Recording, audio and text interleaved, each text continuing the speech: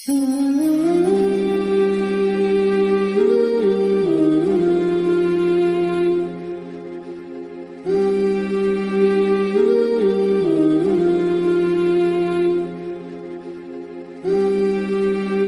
علیہ السلام کا قصہ چل رہا تھا کہ وہ کنویں سے نکلے، بک گئے، عزیز مصر اور ان کے اہلیہ نے خرید لیا زلیخا نے، اور پھر ان کے بعد جو تہمت لگی اور اس سزا میں وہ قید چلے گئے۔ لوگ انہیں اپنی عزت بچانے کے لیے اور اپنے آپ کو شرمندہ ہونے سے بچانے کے لیے وقت کے خوبصورت اور نرم سے نرم ترین مزاج نبی کو کن اذیتوں سے گزارا ہے۔ اور اب وہ جب جیل سے نکلے، کیسے نکلے گزر چکا ہے، اور اس کے بعد پھر خزائن ارض پر متعین ہوئے۔ فرمایا مجھے اس کا علم زیادہ ہے، میں اس کو سمجھتا اچھی طرح سے ہوں، ان کو اس پر متعین کر دیا گیا۔ اب اس کے بعد مصر کے اندر، شام کے اندر مجاعتن ہو گیا ہے، یعنی قید سالی پڑ گئی۔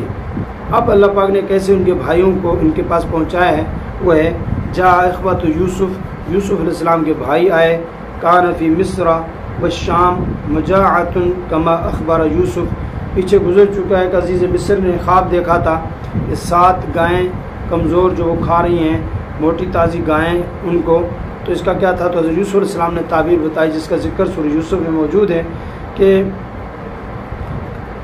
7 سال تک تو آمدنی ہوگی، گندم غلہ ہوگا، گیہوں ہوگی، ساری چیزیں ہوں گی، پھر آگے 7 سال جو ہے وہ قید کے ہوں گے، تو اس سے آپ لوگ یہ ترتیب بناؤ گے۔ تدبیر بھی بتا دی کہ تھوڑا تھوڑا کھاتے رہو، نفع اور جو ہے اضافی رکھتے جاؤ تاکہ وہ 7 سال آئیں تو اس میں پھر یہی کھا لینا اور کچھ تھوڑا سا بچا کے بجائی وغیرہ کے لیے بچا لینا۔ اب وہ جب پورے علاقوں میں مشہور ہو گیا کہ یوسف علیہ السلام کیا دے رہے ہیں، ہر جگہ ختم ہو گیا، قحط پڑ گیا۔ اب لوگ آ رہے تھے یوسف علیہ السلام کے پاس، عزیز مصر یعنی یوسف علیہ السلام کے پاس مصر میں آ کر جو ہے وہ لوگ اس لیے، تو حضرت یعقوب علیہ السلام نے بھی اپنے بیٹوں کو، صاحبزادوں کو ان کے پاس بھیجا۔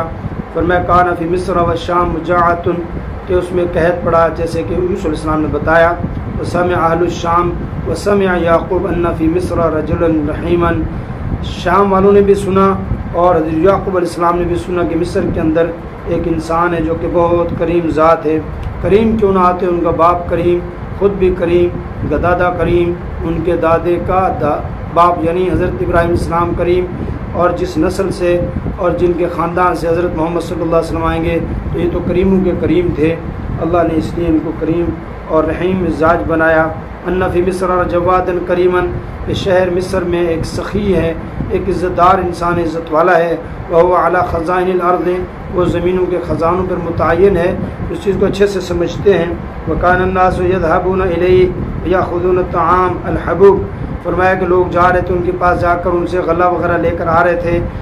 اور ارسل یعقوب ابناءہ الی مصر بالمال لیأتوا بالطعام، حضرت یعقوب علیہ السلام نے بھی اپنے صاحبزادوں کو بھیجا تاکہ آپ بھی جا کر کچھ نہ کچھ لے کر آؤ، جیسے لوگ لے کر آ رہے ہیں۔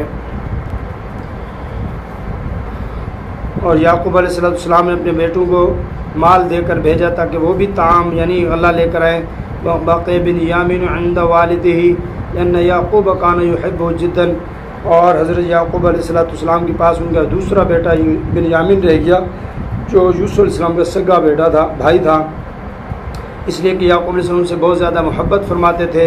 وما كان يريد أن يبعد عنه، اور یعقوب علیہ السلام نہیں چاہتے ان کے بیٹا جیسے یوسف علیہ السلام چلا گیا بنیامین بھی دور ہو جائے۔ كان يعقوب يخاف عليه كما كان يخاف على يوسف، یوسف علیہ السلام کے متعلق جس طرح پریشان تھے اسی طرح ان کے متعلق بھی پریشان تھے، کہیں لے جا کر کہیں نقصان نہ پہنچائے۔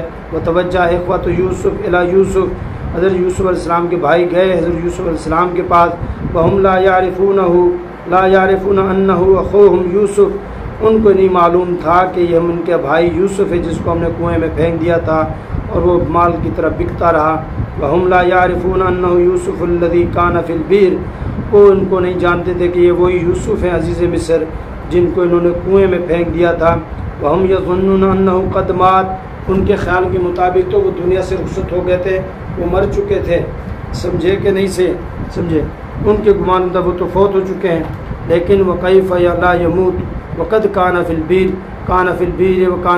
وکانت البیر عمیقہ، کیسے نہ مرتے ان کے مطابق کیونکہ وہ کنویں میں تھے اور کنواں وہ ایک عمیق تھا، وہ کنواں تھا اور گہرا تھا.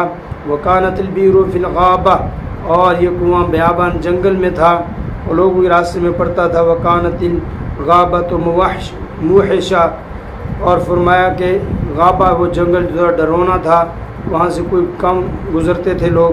وکان ذلک فی اللیل، اور یہ رات کا وقت تھا، شام کو جب انہوں نے پھینک کے واپس ہے تو ظاہر رات ہو گئی تھی. وکان اللیل مظلما، اور رات بھی بڑی اندھیری تھی. وجاء اخوۃ یوسف فدخلوا علیہ فعرفهم وهم له منکرون، اور یوسف علیہ السلام کے بھائی جب آئے ان کے پاس، انہوں نے پہچان لیا اپنے بھائی، یوسف علیہ السلام نے بھائیوں کو پہچان لیا، لیکن یوسف علیہ السلام کے بھائی اس کا انکار کرنے والے تھے، یعنی ان سے انجان تھے، اوپرے تھے کہ ان کو پہچان نہیں رہے تھے. کانوا منکرین لیوسف لا یعرفونہ، وہ یوسف علیہ السلام کے انکار کرنے والے تھے، یعنی ان کو پہچان نہیں پا رہے تھے. لا یعرفونہ ولکن ما انکرہم یوسف بل عرفہم، اور لیکن وہ ان کو یوسف علیہ السلام نے ان کو ما انکرہم انجان نہیں بنے بلکہ ان کو پہچان لیا. عرف یوسف ان ہؤلاء هم الذین القوہ فی البئر، اور یوسف علیہ السلام نے پہچان لیا کہ یہ وہی میرے بھائی ہیں جنہوں نے ان کو کنویں میں ڈالا. ان ہؤلاء هم الذین كانوا یریدون قتلہ ولکن اللہ حفظہ، اور یہ وہی ہیں جو ان کو قتل کرنا چاہتے تھے لیکن اللہ تعالیٰ نے ان کی حفاظت فرمائی. ولکن یوسف لم یقل لهم شیئا ولم یفضحهم، اور یوسف علیہ السلام نے نہ تو ان کو کچھ کہا اور نہ ہی ان کو لوگوں کے سامنے رسوا کیا کہ تم وہی ہو نا جو مجھے کنویں میں پھینکا تھا. کیونکہ نبی ہوتا ہے، نبی کا ظرف ہوتا ہے. نبوت کی صفات میں سے بہترین صفت جو ہے وہ کیا ہے؟ ظرف ہے، وسیع الظرف. لوگ مارتے ہیں، گالیاں دیتے ہیں، برا بھلا کہتے ہیں، زبان درازیاں کرتے ہیں، مجنون کہتے ہیں، جادوگر کہتے ہیں، پاگل کہتے ہیں، وغیرہ وغیرہ سب کچھ کہتے ہیں.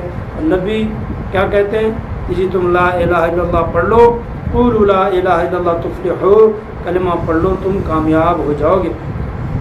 برداشت کرتے ہیں، اللہ ان کو نرم مزاج بناتے ہیں، ان کو اللہ حکیم اور حلیم بناتے ہیں. اس لیے یہ نبیوں والی صفات اختیار کرنا چاہیے. اور کہتے ہیں یوسف علیہ السلام نبیوں میں سب سے زیادہ کریم النفس تھے، یعنی بہت ہی زیادہ ان کے اندر نرم مزاجی تھی.